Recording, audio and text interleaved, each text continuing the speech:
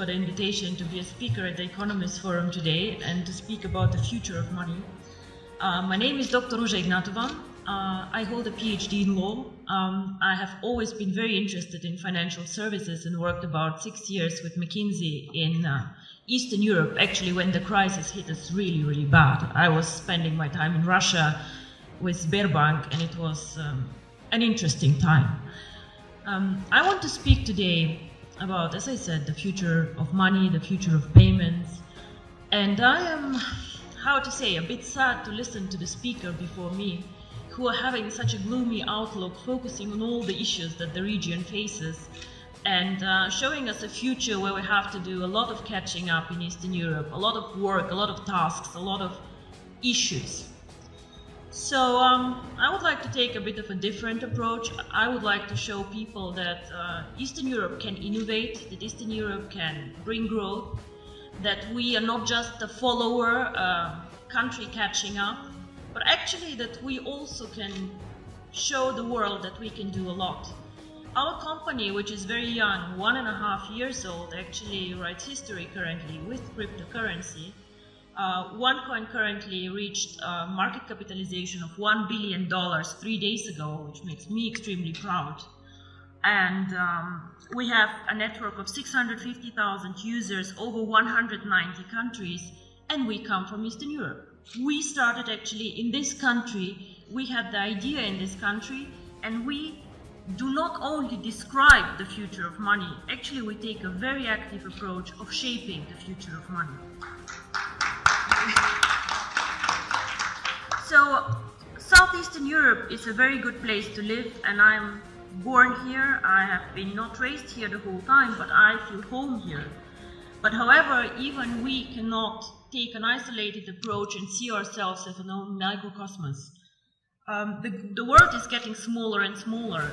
We are living in a world with globalization. Technology is developing at a speed that makes me dizzy sometimes, seeing what happens around us. And all the innovative companies like Facebook, Google, Apple, all of them, unfortunately, are either not even coming from Europe, or like we are just a follower and just saving all our money in Eastern Europe, which is a lot of money for us to go and to buy the newest iPhone outside. So with globalization, the world becomes much smaller, much more transparent, and the needs of consumer and of companies actually change a lot. We have a lot more needs for cross-border transactions. Even as a simple customer, I have to do a lot of shopping, a lot of things outside my country. So of course, this is a need that we need and we have to address with a company. So what is the future of money? In my opinion, the future of money, or a big part of the future of money, will be outside the banking system as we know it today. Traditional businesses either will change or new entrants will come in the market. One of the most spectacular entrants that I've been following now for about 5 years is Bitcoin. Now, Bitcoin is a cryptocurrency, the first cryptocurrency, the biggest cryptocurrency currently. And these people who created Bitcoin, nobody officially knows who they are, have my fullest respect for the innovation, disruption, and value creation that they actually did to the financial market. Of course, wherever there's value creation, speculators come, and a lot of turmoil can happen, but these people created something new and something really exciting. Bitcoin and the blockchain technology, which makes financial services independent from governments, independent from regulators even, and independent from banks as we know them, already starts changing the world we live in. However, Bitcoin until now and the more sophisticated cryptocurrencies have been a payment system, an investment system for the either very sophisticated people out there with a very, very solid IT background, for the smart ones, or for the elite who has a lot of money and diversifies their portfolio with a new exotic investment like Bitcoins. The market is still not very big, with a market capitalization fluctuating between 2 and 3 billion, transactions happening every day about 200 million euro. So we still have a lot of potential to grow in the cryptocurrency market, but we see a start. So We have been, or are we still an emerging market? I am not sure what is politically correct to say, but emerging markets are out there. And we can speak about Latin America, we can speak about Asia, we can speak about Africa, extremely interesting market actually, which is like catching up now. And we can speak about also the small Asian countries. In all these countries, we have an issue that we also had here actually, a lot of people who are underbanked, unbanked, or just forgotten by the big players. Why? Because they're poor, because they have needs that are not that interesting in the transactions, or simply because some of these people do not have proper documents. I have been in countries where people, every one of them has a smartphone, but has no proper ID card. So how do these people bank? I have been in Singapore and seeing Indian people working very, very hard to support families in India. How do these people send money to their families and to their loved ones? Remittance business in Dubai, all the Filipinos working there and pushing economy. What do these people do? What they do is they either go to a bank to do foreign exchange, they go to a Western Union outlet, and they pay high fees. Because why? We as a financial sector charge always most the ones who are the poorest, who are like the ones with the needs that nobody else can serve. If you're an affluent customer, if you have a lot of money, the banks will fight for you. They'll give you cards for free, they'll do their best to make you happy. But the people out there, the mass customers, the ones who actually change the world, the ones who are working for economy, these people are underserved, underbanked, and I believe that cryptocurrency can change their life. And not only me, actually, I think Bill Gates believed the same and said that cryptocurrency can make a huge difference for emerging markets.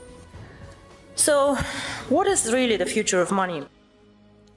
I believe that if cryptocurrency is spread out there to the mass market, to people who can be made understand cryptocurrency, and as you say, cryptocurrency sounds very, very complicated, hidden, complex. Can I do it?